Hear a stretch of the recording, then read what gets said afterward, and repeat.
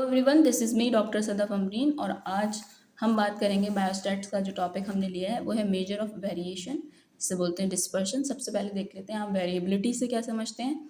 Variability एक important character है जो इंडिकेट करता है octant into which the observation में vary among themselves. It is essentially एक नॉर्मल कैरेक्टर है and it is a biological phenomena. तीन टाइप की वेरिएबिलिटी होती है जिसे बोलते हैं biological variability, real variability, experimental variability. देखते हैं जैसे मेजर ऑफ डिस्पर्शन से आप क्या समझते हैं। In science like physics and chemistry there is not as much variability as in biology. जैसे केमिस्ट्री और फिजिक्स के अंदर इतनी ज़्यादा वेरिएबिलिटी नहीं है जितनी कि बायोलॉजी के अंदर है। बायोलॉजिकल डाटा क्वांटिटेटिव हो या क्वालिटेटिव हो, कलेक्टेड बाय द मेजरमेंट या फिर काउंटिंग के जरिए, वो बहुत ज़्यादा वेरिएबल होता है। कोई भी दो मेजरमेंट एक मैन के अंदर जो होता है एब्सोल्युटली इक्वल नहीं होते हैं, ना ही इवन होते हैं। Even the two series of mean are equal apart from the physical character, the mental qualities जैसे कि इंटेलिजेंट क्वेश्चन है वो भी जो होता है मैन टू मैन वेरी करता है। अकरेंस ऑफ वेरिएबिलिटी एक बायोलॉजिकल फिनोमिना है जैसे मैंने अभी आपको बताया था। वेरिएबिलिटी कितने टाइप की होती है मैंने बताया अभी, बायोलॉजिकल होती है, रियल होती है, एक्सपेरिमेंटल होती है। तो सबसे पहले देखते हैं बायोलॉजिकल वेरिएबिलिटी क्या है। जैसे कि इंडिविजुअल जो सिमिलर हैं इन्वायरमेंट में, ठीक है, मगर वो फिर भी डिफर करेंगे कुछ बेसिस के ऊपर। जैसे एज वेनिस हम जब उसे कंपेयर करते हैं on the basis of age, sex, class, है ना, तो ये जब डिफरेंस आता है तो इस तरह का जो डिफरेंस होगा या वेरिएबिलिटी होगी उसी को बोला जाएगा biological variability. The extent of variability in individual या फिर ग्रुप्स के अंदर जो होती है फ्रॉम द मीन, उसे हम डिटरमाइन कर सकते हैं by certain measure of dispersion. जैसे कि रेंज है, मीन डेविएशन है, क्वार्टाइल डेविएशन है, स्टैंडर्ड डेविएशन है।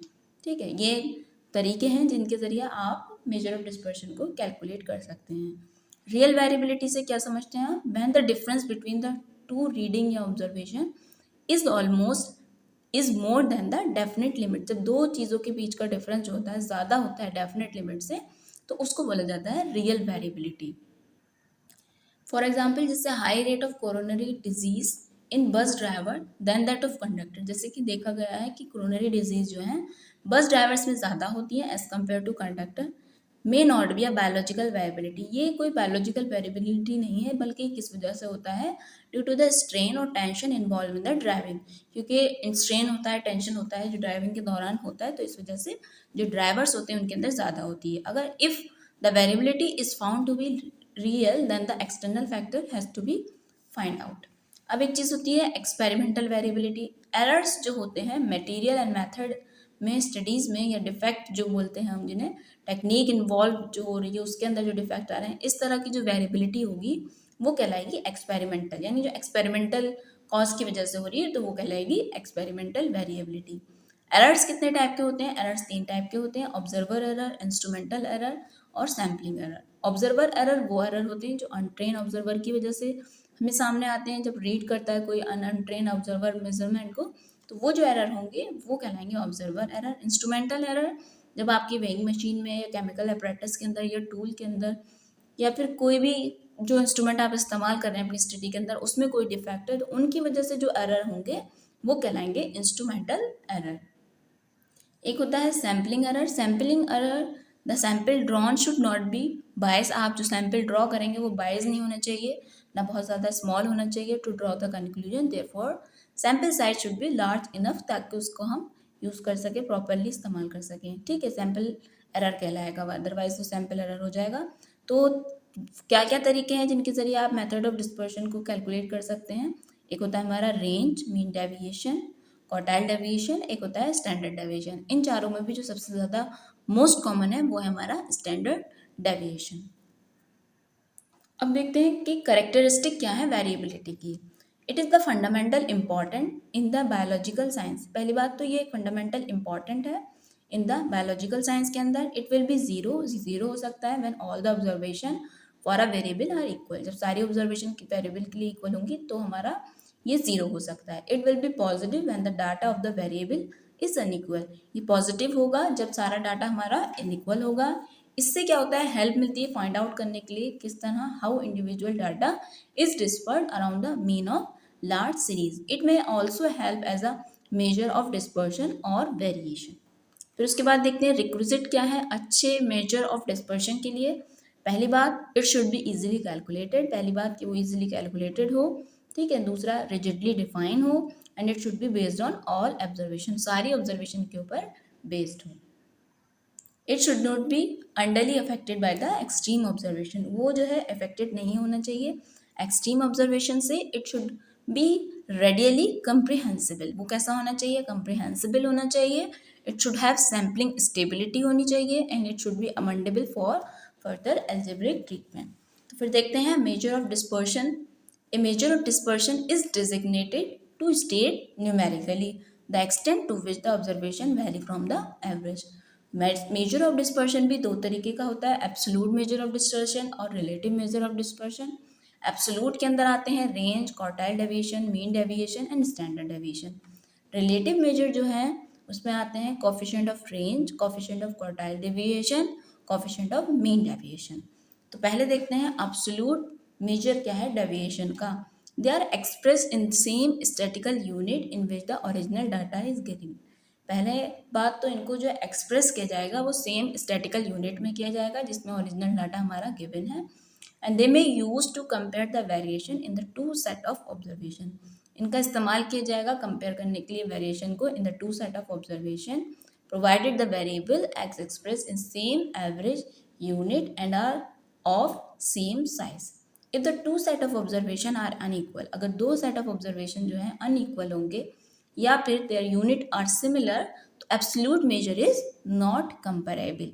ये बात हुई एब्सोल्यूट मेजर ऑफ डेविएशन की। रिलेटिव मेजर ऑफ डेविएशन क्या होते हैं, रिलेटिव मेजर ऑफ डेविएशन जो होता है ये क्या होता है, रेशियो होता है ऑफ एब्सोल्यूट डिस्पर्शन का to an appropriate measure of central value. इसको एक्सप्रेस किया जाता है प्योर नंबर्स में। They are independent of the unit of measurement. Relative measures may also be used to compare the relative accuracy of the data। पहली बात ये ratio होता है, ये एक्सप्रेस किया जाता है प्योर नंबर में। यूनिट के लिए ये इंडिपेंडेंट होता है एंड ये जो है मेजर करता है क्या, कंपेयर करता है relative accuracy of the data को। Measure of dispersion apart from these measure which give a numerical value, there is the graph method for the estimation of dispersion। इनके अलावा ग्राफिकल मेथड भी होते हैं जिनसे डिस्पर्शन को कैलकुलेट किया जाता है।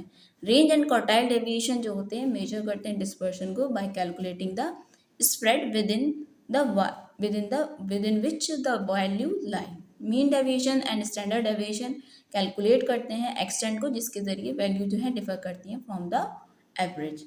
तो सबसे पहले देखते हैं range and coefficient of range, यानी रेंज हुआ हमारा absolute and coefficient of range हुआ रिलेटिव मेजर। तो जो ये सिंपल मेजर है डिस्पर्शन का and it is the difference of largest value of the variable to the, ये सिंपली क्या होता है, डिफरेंस होता है largest value of the variable का to the smallest value of the variable including the observation. जैसे range कैसे निकालते हैं, लार्जेस्ट वैल्यू जो डाटा में दे रखी होती है उसमें से सबसे जो छोटी वैल्यू डाटा की होती है उसे माइनस कर देते हैं तो ये कहलाता है रेंज। और कोफिशिएंट ऑफ रेंज कैसे निकालते हैं, लार्जेस्ट वैल्यू को माइनस करते हैं स्मॉलेस्ट वैल्यू से upon largest value plus smallest value, तो ये निकल के आता है कोफिशिएंट ऑफ रेंज। अब देखते हैं merits and demerit of range क्या होती है। मेरिट ये होती है कि इजी अंडरस्टूड करने से आसान है, कैलकुलेट करना भी बहुत इजी होता है। जब मैं आपको अभी सवाल करके दिखाऊंगी तब आपको ज़्यादा समझ आएगा। मिनिमम टाइम टू कैलकुलेट, ठीक है, कैलकुलेट करना इजी है और बहुत कम टाइम लगता है। क्या करना है, जो हाईएस्ट वैल्यू है उसमें से लोएस्ट वैल्यू को माइनस करना होता है। डिमेरिट ये होती है does not depend on all observation, सारी वैल्यू उस पर डिपेंड नहीं करता। Influence by the extreme value, can not be calculated in open end class based on frequency. Number 2 आता है हमारा रेंज के बाद quartile deviation. The presence of even one extremely high और low value in a distribution can reduce the utility of range as a measure of dispersion. अगर कोई presence है even one extremely high या low value की distribution के अंदर तो वो रिड्यूस कर देता है utility of the range as a measure of dispersion. Thus we need a measure which is not unduly affected by the outlier. तो इसलिए हमें एक मेजर चाहिए जो कि अफेक्टेड ना हो बाय द आउटलायर से। इस तरह के केस में हम जो क्या करते हैं, पूरा जो डाटा होता है उसको 4 पार्ट में डिवाइड कर देते हैं और हर एक पार्ट के अंदर क्या होता है 25% ऑफ द वैल्यूज़ आ जाती हैं। We will get the values of the quartile and median. मान लीजिए ये एक पूरा डाटा सेट था, ये कि रोप थी, समझे, इसे रोप को हमने 4 पार्ट में डिवाइड किया और हर पार्ट के अंदर 25 यानी 100 था पूरा, इसको हमने 4 में डिवाइड किया तो ये आ गया हर पार्ट में 25%, 25%, 25%। क्वार्टाइल क्या करता है, स्प्लिट करता है the rank data into 4 segment with an equal number of values per segment. ठीक है, तो पहला क्वार्टाइल क्या होता है, फर्स्ट क्वार्टाइल वो वैल्यू होती है जिसमें for which 25% of the observation are small and 75% जो होती है लार्जर होती है। यानी पहला क्वार्टाइल जो होता है वो क्वार्टाइल होता है जिसके अंदर 25% वैल्यूज जो होती हैं वो हमारी ऑब्जर्वेशन की स्मॉलर होती है और 75% उससे बड़ी होती हैं। अब बात आती है सेकेंड क्वार्टाइल की। सेकेंड क्वार्टाइल जो होता है Q2 जिससे बोलते हैं is the same as the median. Second quartile median के जैसा होता है, इसमें 50% स्मॉलर और 50% लार्जर होती है। थर्ड क्वार्टाइल Q3, इसमें 25% जो ऑब्जर्वेशन होती हैं बड़ी होती हैं, बाकी सारी छोटी होती हैं। तो Q1 is equal to n upon nth term upon 4, ठीक है, और Q2 is equal to 2n upon 4, Q3 is equal to 3nth term upon 4। एक चीज होती है inter quartile range. Inter quartile range difference between the upper and the lower quartile, जो difference होता है अपर और लोअर क्वार्टाइल यानी Q1 और Q3 के बीच का जो डिफरेंस होगा वो इस्तेमाल किया जाता है कैलकुलेट करने के लिए इंटर क्वार्टाइल रेंज। यानी inter quartile range is equal to Q3 minus Q1। Inter quartile range जो होता है बेस्ड होता है upon the middle 50% of the values in the distribution, therefore इसके ऊपर कोई फर्क नहीं पड़ता एक्सट्रीम वैल्यू से। क्वार्टाइल डेविएशन किसे बोलते हैं या फिर सेमी इंटर क्वार्टाइल रेंज जिसे बोलते हैं, half of the inter quartile range is called the quartile deviation. यानी जो इंटर क्वार्टाइल रेंज आती है उसको अगर डिवाइड कर दिया जाए 2 से तो वो कहलाता है हमारा क्वार्टाइल डेविएशन। यानी Q3 minus Q1 upon 2 is equal to quartile deviation. और कोफिशिएंट ऑफ क्वार्टाइल डेविएशन क्या होता है, कोफिशिएंट ऑफ क्वार्टाइल डेविएशन होता है Q3 माइनस Q1 और Q3 प्लस Q1। जैसे कि हमने रेंज निकाला था वैसे ही same coefficient of quartile deviation निकालेंगे, पहले माइनस कर देंगे अपॉन प्लस कर देंगे। फॉर एग्जांपल एक क्वेश्चन दे रखा है, यहाँ पे BMI दे रखा है, हमें यहाँ पे कैलकुलेट करना है quartile deviation, coefficient of quartile deviation and inter quartile range. तो सबसे पहले हमने अपने डाटा को कर लिया अरेंज असेंडिंग ऑर्डर में। अब n जो होता है नंबर ऑफ ऑब्जर्वेशन होता है, तो हम गिन लेंगे n कितने हैं, 1 2 3 4 5 6 7 8 9 10 11 12 13 14 15 16 17 18 19 20। तो n हमारा हो गया 20। तो Q1 का क्या फॉर्मूला बताया था मैंने आपको, n अपॉन 4। तो n is equal to 20 upon 4 करेंगे तो ये आ जाएगा फिफ्थ टर्म। यानी फिफ्थ टर्म कौन सा हो जाएगा, इसमें देखेंगे 1 2 3 4 5 यानी 8 हो जाएगा हमारा Q1 एंड Q2 होता है 2n अपॉन 4। तो n अपॉन 4 तो वही रहेगा, 20 अपॉन 4 मल्टीप्लाई करेंगे तो ये निकल गया टेंथ टर्म। टेंथ टर्म उसमें देखेंगे हमारी आएगी 13। Q3 निकालेंगे 3n अपॉन 4 हो जाएगा, सेम मल्टीप्लाई करेंगे, कैलकुलेट करने के बाद निकल के आएगा फिफ्थ टर्म 15th टर्म। तो 15th टर्म तो हमारी है 25। तो इस तरीके से हमने Q1 Q2 Q3 निकाला। अब निकालेंगे inter quartile range. Inter quartile range का मैंने फॉर्मूला बताया था आपको, Q3 minus Q1, highest quartile minus lowest quartile. तो हाईएस्ट क्वार्टाइल हमारा आया था 25 एंड लोएस्ट क्वार्टाइल इज 8। 25 में से 8 माइनस करेंगे आ जाएगा 17। क्वार्टाइल डेविएशन क्या था, जब इंटर क्वार्टाइल रेंज को 2 से डिवाइड कर दें, यानी Q3 minus Q1 upon 2 is equal to 25 minus 8 upon 2, 17/2 हो जाएगा तो आ जाएगा 88.5। कोफिशिएंट ऑफ क्वार्टाइल डेविएशन क्या था, Q3 minus Q1 upon Q3 plus Q1। 25 minus 8 upon 25 plus 8, 17 upon 33 is equal to 0.51। तो ये इस तरीके से हमने कैलकुलेट किया। किस तरीके से हम कैलकुलेट करते हैं क्वार्टाइल डेविएशन को। अगर क्वार्टाइल डेविएशन हमें ग्रुप डाटा में कंटिन्यूस सीरीज में कैलकुलेट करना होगा तो कैसे करेंगे। फॉर एग्जाम्पल जैसे कि यहाँ देखें ये क्वेश्चन दे रखा है, यहाँ पे x की वैल्यू दे रखी है, f दे रखा है और हम यहाँ पे निकालेंगे क्यूमुलेटिव फ्रिक्वेंसी। क्यूमुलेटिव फ्रिक्वेंसी कैसे कैलकुलेट की जाती है, अगर नहीं दे रखी हो सिंपल होता है, अगर आपको x और f दे रखा है और आपको यहाँ पे क्वार्टाइल डेविएशन कैलकुलेट करना है तो आप सिंपल वाला, अगर इस तरीके का डाटा था हमारे पास, रॉ डाटा था, तो हमने सिंपली कैलकुलेट कर लिया, Q1 Q2 Q3 निकाला, ये सॉल्व हो जाएगा। और अगर कंटिन्यूस डाटा दे रखा है यानी जिसमें इंटरवल टाइप का होता है तो इसमें कैसे कैलकुलेट करते हैं, इसमें ये दे दिया x और f। अगर आप क्यूमुलेटिव फ्रिक्वेंसी दी भी हो सकती है और नहीं भी दी सकती है। अगर आप मान लीजिए दी हुई तो अलग तरीका है और नहीं दी हुई क्यूमुलेटिव फ्रिक्वेंसी तो कैसे कैलकुलेट करते हैं, पहली बात आपने ये याद रखनी है कि पहले जो फ्रीक्वेंसी होती है वही पहली क्यूमुलेटिव फ्रीक्वेंसी होती है, यानी पहली frequency is equal to first cumulative frequency. Second cumulative frequency कैसे कैलकुलेट करते हैं? पहली क्यूमुलेटिव फ्रीक्वेंसी के अंदर सेकंड फ्रीक्वेंसी को ऐड कर देते हैं, यानी 13 पहली क्यूमुलेटिव फ्रीक्वेंसी है और दूसरी मेरी फ्रीक्वेंसी क्या है 24। मैं इसको प्लस कर दूंगी, इन दोनों को प्लस करूंगी तो आ जाएगा 37। इसी तरीके से बाकी सारी कैलकुलेट करी जाएंगी। जो नंबर आप फ्रीक्वेंसी का कैलकुलेट कर रहे होंगे उसके नेक्स्ट वाली फ्रीक्वेंसी को ऐड करेंगे। जैसे अब मुझे ये वाली कैलकुलेट करनी है तो मैं इसके अंदर थर्ड फ्रीक्वेंसी को ऐड कर दूंगी, यानी 37 + 22 इज इक्वल टू 59। अगर ये कैलकुलेट करना है 59 + 11 is equal to 70, 70 + 24 is equal to 94, 94 + 85 is equal to 179। तो ये हो गया हमारा किस तरीके से हमने क्यूमुलेटिव फ्रीक्वेंसी कैलकुलेट करी। तो इसमें देखते हैं सबसे पहले निकालेंगे इसके अंदर हम Q1। Q1 का फॉर्मूला क्या था? nth term upon form, n upon 4 करना होता है, तो n इज इक्वल टू क्या हो जाएगा? n is equal to some हो जाएगा हमारा क्यूमुलेटिव फ्रीक्वेंसी का। तो n जो आ रहा है हमारा वो आ रहा है 251, 251 अपॉन करेंगे 4 इज इक्वल टू आ जाएगा 62.74। ठीक है, सबसे पहले हम कैलकुलेट करेंगे Q1। Q1 is equal to हो जाएगा nth टर्म अपॉन 4। तो n क्या हो जाएगा? सम ऑफ फ्रीक्वेंसी, फ्रीक्वेंसी का हम सम कर लेंगे। ये आएगा हमारा 251, 251 अपॉन 4 करेंगे तो ये आया 62.74। अभी ये फाइनल हमारा Q1 नहीं है, फिर इसी वैल्यू को हमें चेक करना होगा कि ये क्यूमुलेटिव फ्रीक्वेंसी में कहाँ आ रहा है। ठीक है, क्यूमुलेटिव फ्रीक्वेंसी क्या आया हमारा Q1? 62.74।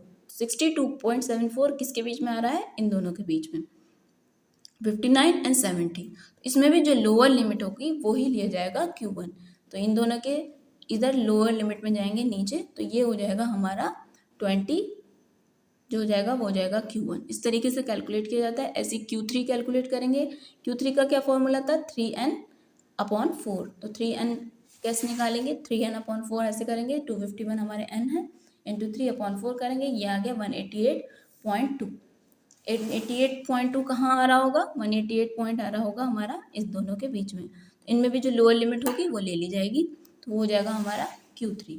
ठीक है, अब नेक्स्ट देखते हैं Q1 कैसे निकालना है। Q1 कैसे निकालेंगे? Q1 निकालने के लिए जब अगर फ्रीक्वेंसी टाइप का डिस्ट्रीब्यूशन होता है तो उसके अंदर Q1 का फॉर्मूला होता है L + n/4 minus cumulative frequency upon f into constant.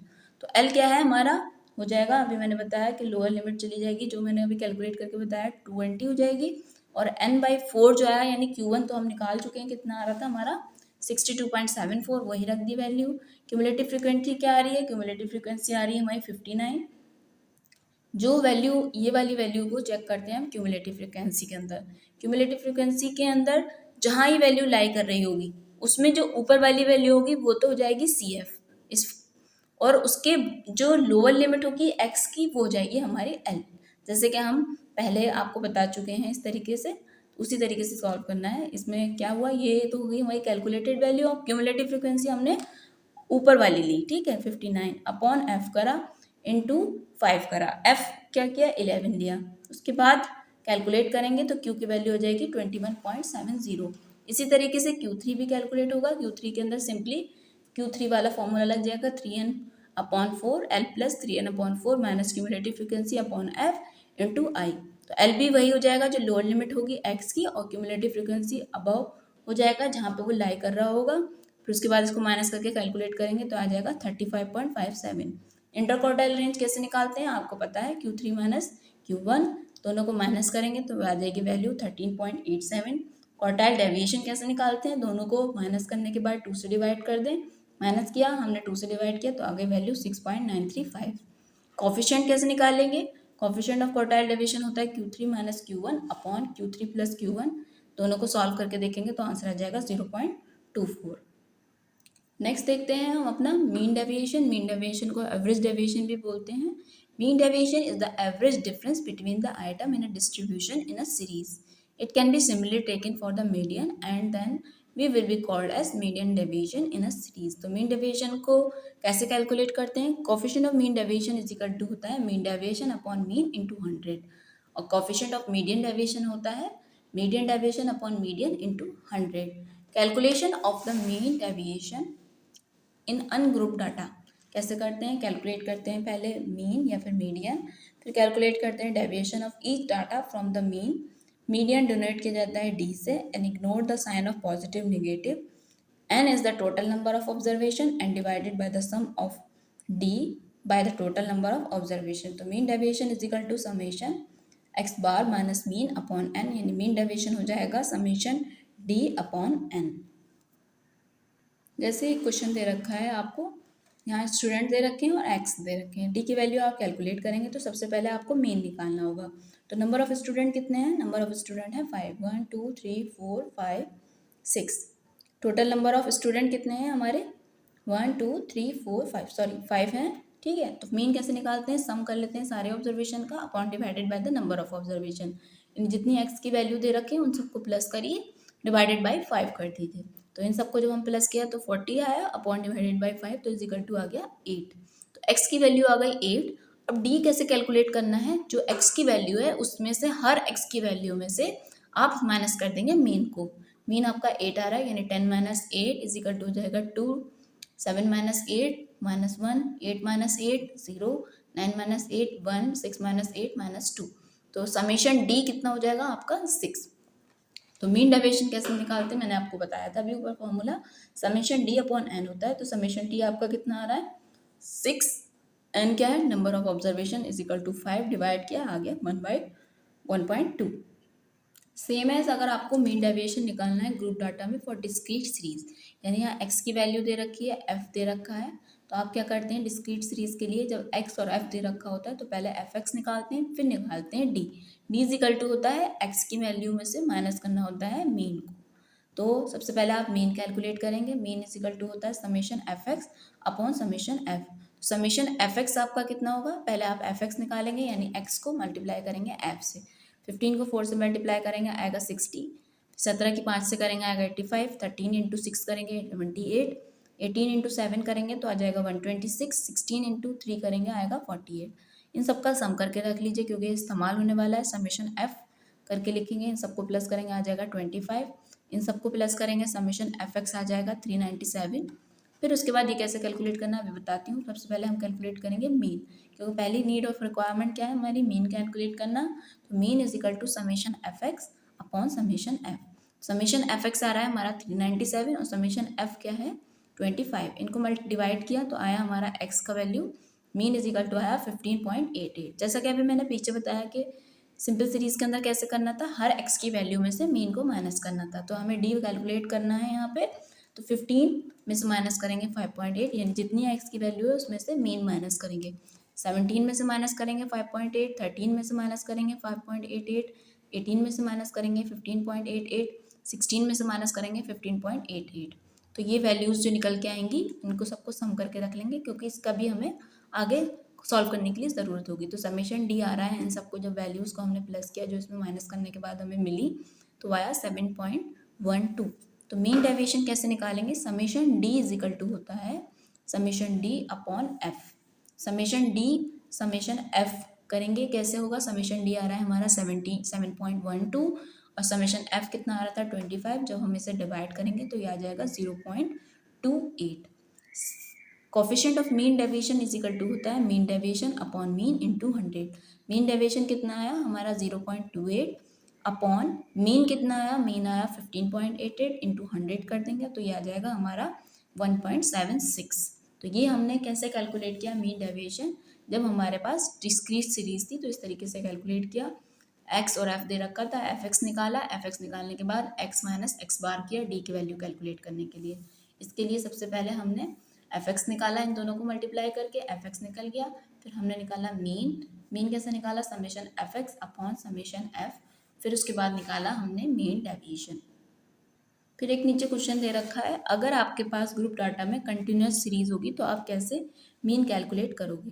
तो ठीक है, तो पहले देख लेते हैं। सबसे पहले अगर आपके पास कंटिन्यूस सीरीज दे रखी है तो इसके लिए सबसे पहले आपको चाहिए होती है मिड वैल्यू। तो अगर इस तरीके का इंटरवल टाइप का डाटा दे रखा हो तो आप मिड वैल्यू निकालें। पहले यहाँ पे इन्होंने एफ की वैल्यू दे रखी, एक्स की वैल्यू दे रखी थी इंटरवल के अंदर, तो हमने निकाली पहले मिड वैल्यू। मिड वैल्यू को निकालने का तरीका क्या होता है, सिंपल, हमें क्या करना होता है इन दोनों को प्लस करना होता है 5 + 10 अपॉन 2।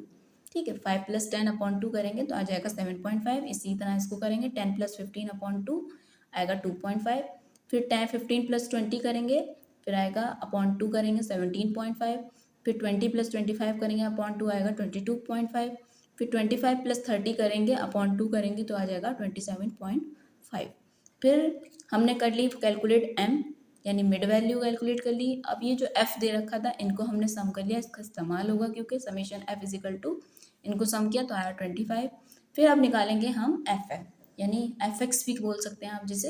ये क्या है, हमारी एक्स की वैल्यू है बेसिकली, तो एफ की और एक्स की मल्टीप्लाई करके यहाँ निकालेंगे। एफ एम जिसे लिखा है यहाँ पे 4 × 7.5 करेंगे तो आएगा 30। 5 × 12.5 करेंगे 62.5 आएगा। 6 × 17.5 करेंगे तो आएगा 105। 7 इंटू करेंगे 22.5 तो इजिकल टू आएगा 157.5। 3 × 27.5 करेंगे तो आएगा 82.5। अब ये जो एफ एम आया फिर इसको सम कर लीजिए क्योंकि इस्तेमाल होगा आगे। फिर उसके बाद डी कैसे निकालते हैं, डी हम इस तरीके से निकालते हैं। सबसे पहले डी निकालने के लिए चाहिए होता है हमें मीन, तो मीन निकालेंगे। मीन कैसे निकलेगा, summation F M upon F, summation F, यानी मीन पहले कैलकुलेट करें क्योंकि मीन ही हर वैल्यूज में से माइनस होगा। पहले मीन निकालेंगे, मीन इज इक्वल टू होगा summation F M upon summation F. तो समेशन एफ एम जो आ रहा था वो आ रहा था 437.5 और जो समेशन एफ एम आ रहा था यानी फ्रिक्वेंसी का सम जो था 25 था, इन्हें डिवाइड किया आ गया 17.5। उसके बाद डी की वैल्यू कैसे निकाली हमने, डी की वैल्यू इस तरीके से निकाली कि हर वैल्यू ऑफ एम में से माइनस किया मीन को। 7.5 में से 17.5 माइनस किया, फिर 12.5 में से माइनस किया 17.5, फिर 17.5 में से 17.5 को माइनस किया, फिर 22.5 में से 17.5 को माइनस किया, फिर 27.5 में से 17.5 को माइनस किया। फिर इनकी जो वैल्यूज़ निकल के आई उन सबको प्लस कर लिया, summation D is equal to आ गया 30.5। उसके बाद हमने जब डी की वैल्यू कैलकुलेट कर ली तो हम मीन डेविएशन निकालेंगे, summation D upon mean. Summation D कितना आ रहा है 30.5 और मीन आ रहा है हमारा, सम जो आ रहा है एफ का वो आ रहा है हमारा 25, तो इज इक्वल टू हो जाएगा 1.22। Coefficient of mean deviation upon mean होता है इंटू 100, तो मीन डेविएशन आ रहा है 1.22 अपॉन मीन था 17.5 इंटू 100 किया, आगे वैल्यू 6.97। उसके बाद एक क्वेश्चन इस तरीके से हो सकता है, अगर मीन डेविएशन कैलकुलेट करना है आपको ग्रुप डाटा के अंदर जो डिसकंटिन्यूअस है, तो डिसकंटिन्यूअस को पहले आपको कंटिन्यूअस बनाना पड़ता है। कैसे करेंगे, इसके अंदर ये एक वैल्यू दे रखी है, यहाँ एफ की वैल्यू दे रखी है, तो सबसे पहले आप निकालेंगे मिड वैल्यू। जब क्लास इंटरवल टाइप दे रखा होता है तो इसके अंदर आप करते हैं mid value calculate. Mid value calculate करने का कैसे करते हैं, दोनों को प्लस कीजिए और अपॉन कर दीजिए 2, यानी 5 + 9 upon 2 is equal to 7। 10 + 14 upon 2 is equal to 12। 15 + 9 18 upon 2 करेंगे तो 17 आएगा। 20 + 24 करेंगे तो अपॉन 2 करने के बाद 22 आ जाएगा। 25 - 29 करेंगे अपॉन 2 करेंगे तो आ जाएगा 27। फिर उसके बाद एफ की वैल्यूज़ को सम कर लीजिए, जिसे बोलते हैं summation F is equal to 25। Mid values आ गई हमारी, मिड वैल्यू को हमने सम कर लेंगे। फिर उसके बाद एफ एम निकालेंगे, F M is equal to यानी एफ को और एम को मल्टीप्लाई कर देंगे, मिड वैल्यू को और एफ की वैल्यू को, यानी 4 × 7 is equal to 28, 5 × 12 is equal to 60, 6 × 17 is equal to 102, 7 × 22 is equal to 154, 3 × 27 is equal to 81। अब इन सबको सम कर लीजिए, ये कहलाएगा summation F M is equal to 425। अब डी की वैल्यू कैसे कैलकुलेट करते हैं, जैसे मैंने बताया इसके पहले आपको कैलकुलेट करनी पड़ेगी मीन की वैल्यू। मीन इज इक्वल टू होगा summation F M upon summation F. Summation F M आ रहा था हमारा 425 और समेशन एफ आ रहा था 25, इनको जब हमने डिवाइड किया 17 आ गया। अब जब मीन की वैल्यू निकल के आ गई तो हम क्या करेंगे, एफ एम इसमें से जो मिड वैल्यू है उसमें से सारी मिड वैल्यूज़ में से एक वैल्यू माइनस करेंगे मीन की, यानी 7 में से माइनस करेंगे 17 को, 12 में से माइनस करेंगे 17 को, 17 में से माइनस 17 को करेंगे, 22 में से माइनस 17 को करेंगे, 27 में से 17 को माइनस करेंगे। अब ये जो वैल्यूज़ निकल के आए डी की, इनको प्लस कर लेंगे तो ये कहलाएगा summation D is equal to 30, यानी 10 + 5 5 10 प्लस -10 + -5 0 + 5 + 10 इज इक्वल टू 30 आ जाएगा। फिर मीन डेविएशन कैसे निकालते हैं, समेशन डेविएशन का फॉर्मूला है summation D upon N frequency, यानी समेशन डी आया 30, फ्रीक्वेंसी का सम कितना है 25 इज इक्वल टू आ गया 1.2। और कोफिशिएंट ऑफ मीन डेविएशन कैसे कैलकुलेट करेंगे, कोफिशिएंट ऑफ मीन डेविएशन होता है mean deviation upon mean into 100। Mean deviation आया हमारा 212.5 1.2 और हमारा जो मीन आया था वो कितना आया था 17 इंटू 100 किया तो ये आ गई वैल्यू 7.02। तो आज मैंने आपके साथ शेयर किया कि मीन डेविएशन कितने तरीके से कैलकुलेट कर सकते हैं, डिस्क्रीट सीरीज में, कंटिन्यूस सीरीज के अंदर कैसे कैलकुलेट करेंगे, डिसकंटिन्यूस सीरीज में कैसे कैलकुलेट करेंगे या रॉ डाटा में कैसे कैलकुलेट करेंगे। मैंने इसको अच्छा खासा काफ़ी एक्सप्लेन करने की कोशिश की। आई होप आपको ये अच्छा लगा होगा। अगर आपको यूज़फुल लगा, आपको पसंद आया मेरा वीडियो, तो आप इसको लाइक करें और अपने दोस्तों के साथ शेयर करें ताकि इससे वो भी फ़ायदा उठाएं। फिर मिलते हैं आपसे नेक्स्ट वीडियो के अंदर। जब तक के लिए thank you so much for watching my video. Thank you so much. दोस्तों के